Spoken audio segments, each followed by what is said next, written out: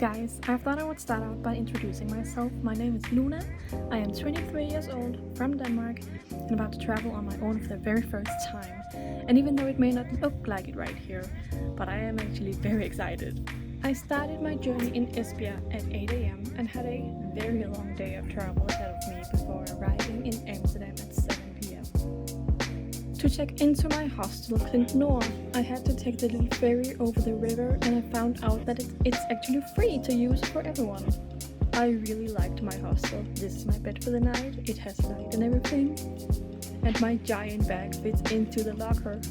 I was a bit tired from the long day of travel, so I just found some quick and easy dinner at the local Albert Heijn and then enjoyed the sunset by the river.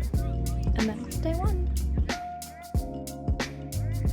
It's my first full day in Amsterdam, and I'm spending the first half of it preparing for my final exam. But I will tell you more about that later. I got some lunch, and in the afternoon I went into the inner city of Amsterdam. I wanted to visit the street food place called Vortex, but this is where I had some difficulty. Since I left Denmark, I didn't have mobile data on my phone, so I couldn't use Google Maps to find my way around the city. Before I left the hostel, the app said that it would take me 45 minutes to walk to Guustavv. But because I had to stop a few times and find the nearest McDonald's to use their internet, it took me 1 hour and 45 minutes.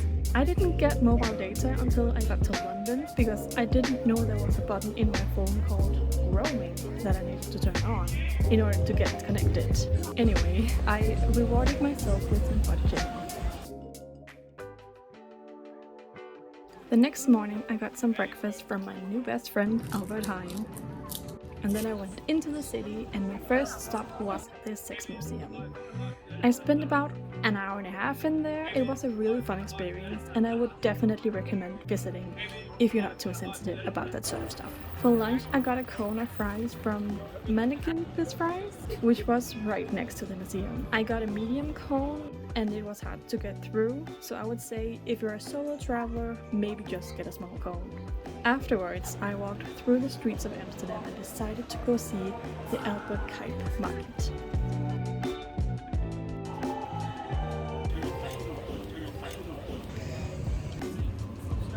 On my way back to the hostel, I took a quick break on a bench, and then all of a sudden there's maybe a couple hundred girls running past me, screaming. And my first thought was, are they running after a celebrity? What's going on?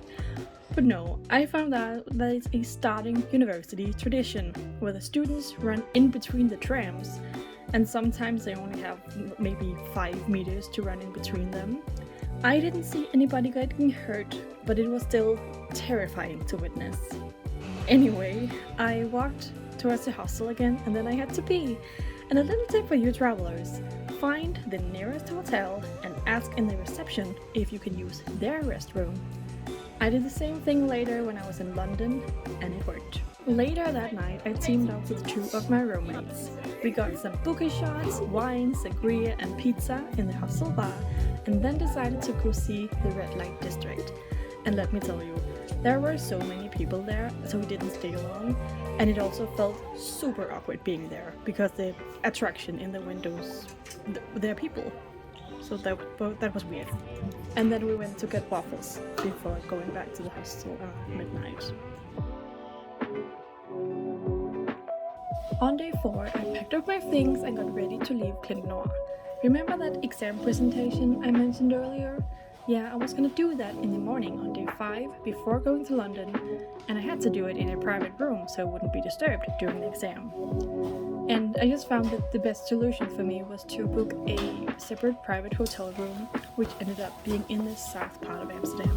So I had to take the train there. So around noon, I moved to the train station, and here I bought 2 one-hour tickets to all public transport in Amsterdam. They only cost 3.2 euros each. Afterwards, I walked around Amsterdam Central for maybe 30 minutes trying to find the right platform. I ended up asking a staff member where it was, while literally standing 5 meters from the escalator down to it. Apparently there's downstairs. I took the train, got off, and found the bus to get closer to the hotel. And at this time, I still didn't have data on my phone, so finding the hotel was a bit of a struggle. I had to ask a very nice lady who seemed like a local, and she was so nice and helpful and pointed me in the right direction. There was a Lidl just across the street from the hotel, so I got ice cream for dinner, because who's gonna stop me? In the morning, I packed up my things and got ready for my exam. 1 hour later. I am sitting at a bus station on my way back to central Amsterdam. I passed my exam. I'm on my way back to London now. I'm gonna take a bus to where I can take a metro, and then from the Amsterdam Central Station, a train to London.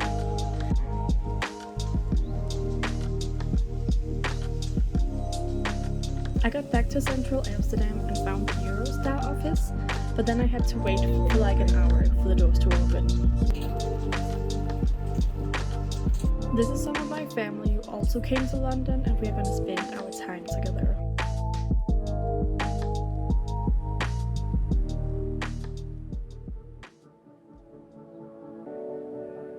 The next morning we were going to the Warner Brothers Harry Potter Museum. So we took the underground to the Euston station and then the train to Watford Junction. And then we took this cool Harry Potter bus, which was free with our tickets because we bought them online. And then we were brought right to the museum.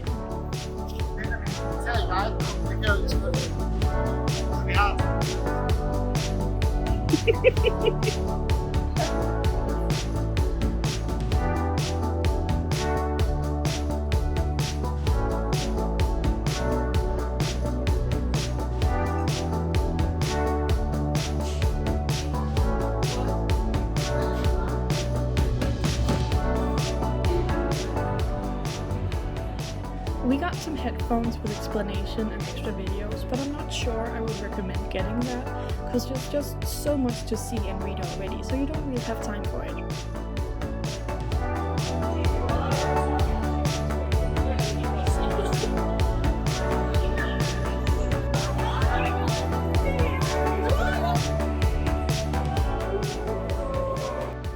We entered the museum part at 12 o'clock, and I think we walked around for maybe 2 hours, and we were getting quite hungry.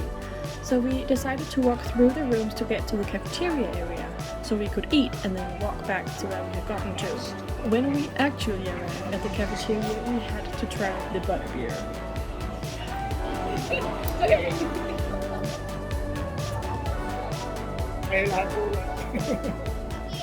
Clearly unfair.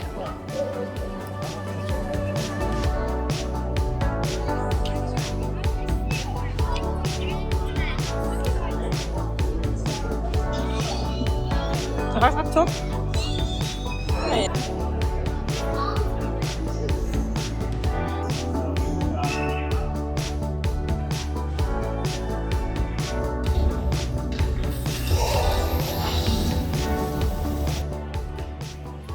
We spent a total of 6 to 7 hours in the Harry Potter Museum, and I really think even people who are not fans of the Harry Potter universe would enjoy it.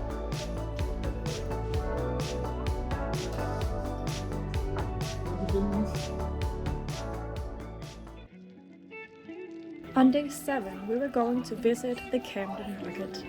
We took the underground to the canal side green steps and then walked along the Regent's Canal towpath to the market, which was a route my uncle had found on YouTube before the trip. There were so many people at Camden Market, but it was on a Saturday, so it was expected.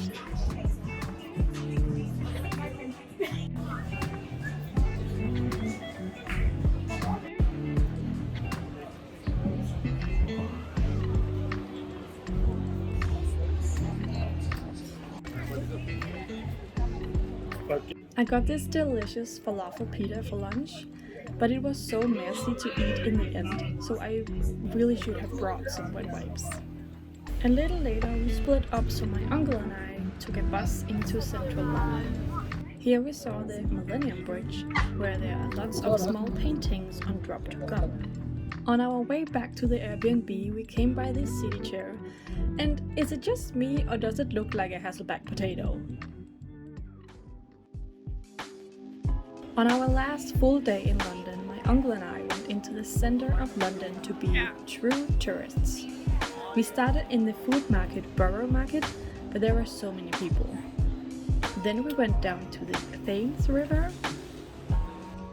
My uncle really wanted to see the Tower of London and the Tower Bridge. And they were right next to each other, so that was easy.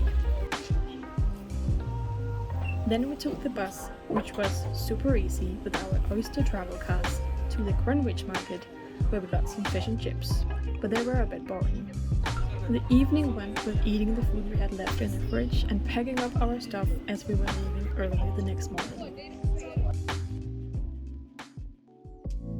On our very last day in London, we woke up early and packed our bags and left the Airbnb. My train to Paris was leaving at 12:30 and the others were also leaving London later that day. On our way, we stopped at the Harry Potter shop and I spent my last British cash on a chocolate frog. My family walked me to St. Pancras train station where I was checking into the Eurostar area and waved goodbye.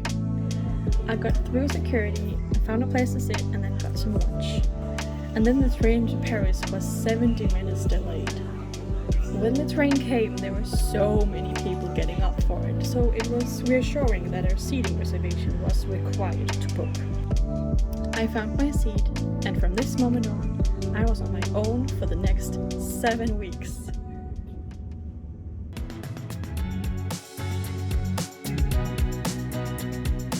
€188. I was thinking that maybe I had to fly there instead.